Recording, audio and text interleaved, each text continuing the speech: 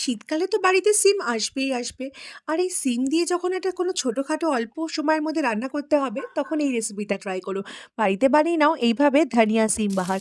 এর জন্য সিমগুলোকে পছন্দের শেপে কেটে নাও। আর অপরদিকে সর্ষের তেলের মধ্যে একটু কালো জিরে ফোড়ন দিয়ে সিমটাকে দিয়ে দাও। তারপর একটু বেসিক যেরকম হয় নুন আর হলুদ এর মধ্যে দিয়ে তেলের মধ্যে হালকাভাবে হালকা আঁচে একটু ভাজতে থাকো। অপরদিকে এক আটির মতো ধনেপাতা আর কয়েকটা কাঁচা লঙ্কা যে যেরকম ঝাল খাও সেটা নিয়ে মিক্সিতে একটু জল দিয়ে ভালো করে বেটে একটা পেস্ট বানিয়ে নাও। অপরদিকে যদি বাড়িতে কড়াইশুঁটি থাকে তাহলে এই সিমের মধ্যে কড়াইশুঁটিটাকে অ্যাড করে দিও। আর এই ধনেপাতার পেস্টটা দিয়ে সামান্য একটু ধনে গুঁড়ো, স্বাদ অনুযায়ী নুন আর সামান্য একটু চিনি এগুলো দিয়ে জলটাকে মানে ভালো করে কষিয়ে টানিয়ে নিও ঝোলটাকে। আর জল কিন্তু এর মধ্যে অ্যাড করো না। লাস্টে যখন ঝোলটা একদম গামাখা ঝোল হবে তখন এর মধ্যে কয়েকটা কাঁচা লঙ্কা চেরা আর না আবার ঠিক আগে ১ চামচের মতো কাঁচা সর্ষের তেল দিয়ে এটাকে নামিয়ে নিও। জাস্ট ফাটাফাটি লাগে গরম ভাতে। একটাবার ট্রাই করো কিন্তু করলে কমেন্টে জানিও কিরকম লাগলো তোমার।